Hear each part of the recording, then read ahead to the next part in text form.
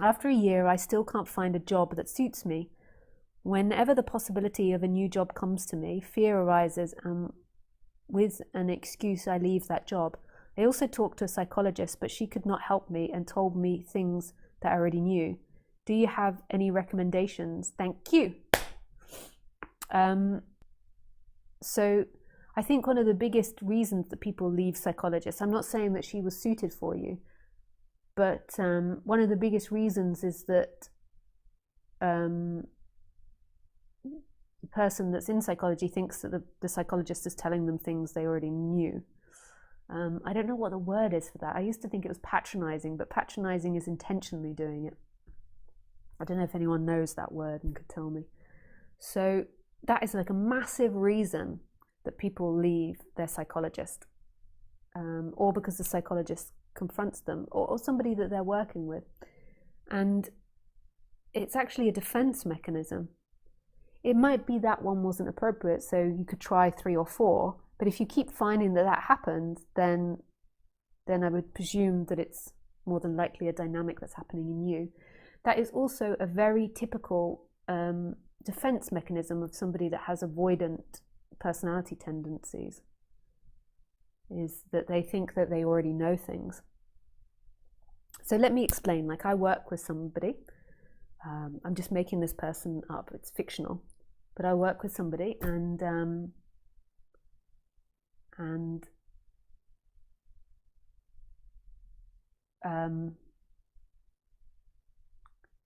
like, I can see in them that they want to play the teacher all the time. So they want to be the one that knows, and they don't want to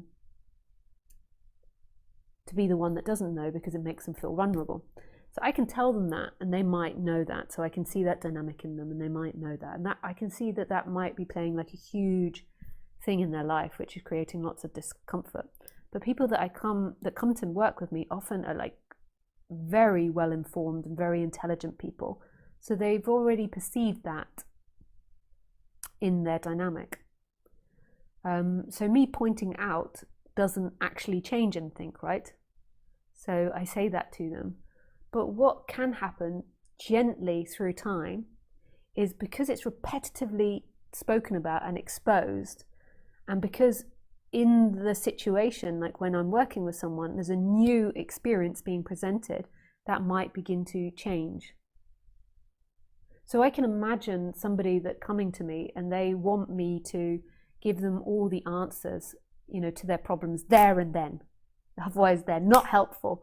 And that's often not the way it is in psychology. It's often about the relationship between the both of you, like the way that you're interacting together, and having things point out again and again and again.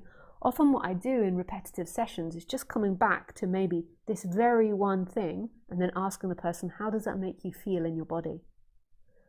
And every time they don't want to feel it. But because I keep asking it, they go in and they feel it. And then through time in their life, they say, oh, hang on, I'm having that feeling again. I'm feeling that. So don't go to a psychologist with the idea like they have to fix me in like 5 sessions. Changing your conditioning takes time. You spent 20 years growing your conditioning.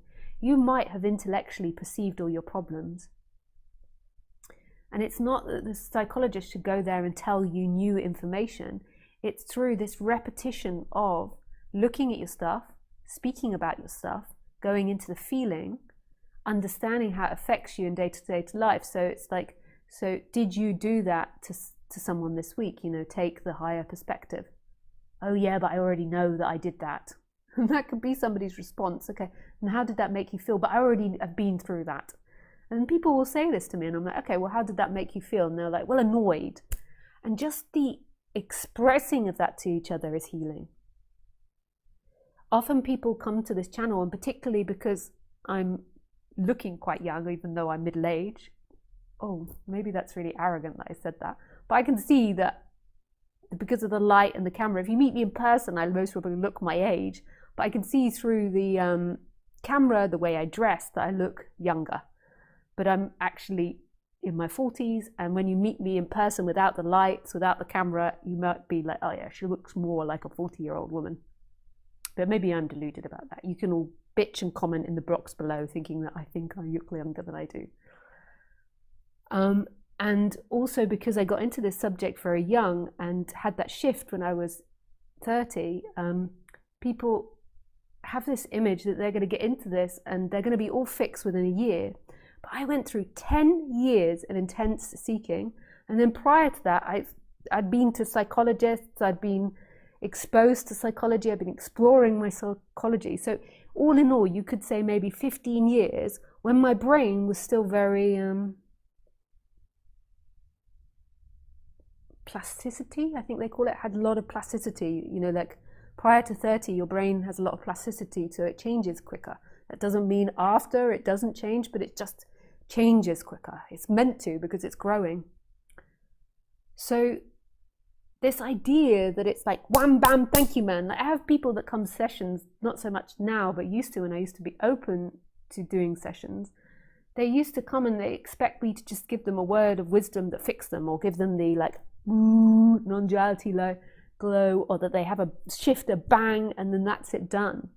But that's most likely an avoidant personality that doesn't actually want to deal with what's currently appearing. So in the session, when I work with people, it is retelling them what they already know, but going again and again over that feeling. So what is it you feel? How do you respond? The person's like, leave me alone, we've spoken about this. But that's exactly what you have to do, because that's the pattern of behavior. And then as that begins to be sorted out, and there's not so much seeking around that, so there's lots of seeking around the job for you, but there's so much happening underneath that. So as that begins to sort out, then you can begin to say, who, what was the example I was giving about the person? I forgot, but who is it like for you that wants the job? Who is it that feels uncomfortable? Who is it that wants to be the teacher, for example? I've had a lot of people like that, because non-duality, spirituality can attract avoidant type characters. Avoidant means wanting to avoid feelings, wanting to avoid daily activities, wanting to avoid conflict in relationship. So they like the idea of this big awakening, and then you don't have to actually deal with these things on the day-to-day level. And that's a thing in psychology. They often say that, you know, avoidant people go to mindfulness or spirituality. Yeah. Because it's this nice dream for an avoidant person. I'm just going to suddenly have a big bang, and I'm not going to have to deal with my neighbor nagging at me, my mother nagging at me, my wife, my husband, this problem or that problem, or the job that I don't like, because I would just have this big bang and then it will be done with. So once that begins to settle down, then you begin to see, but who is experiencing that? When that is uncomfortable for you and there's lots of avoidance and seeking in it, there's so much energy put in the person. It's like the clouds are so dense. How can the light shine through of who you are? Like, you can't put your attention in this moment because your attention is so pulled into stressful thinking or avoiding or negative thinking. So you can't put the attention in this moment, and you can't be open to feeling your feelings, because often the avoidant people don't want to feel their feelings.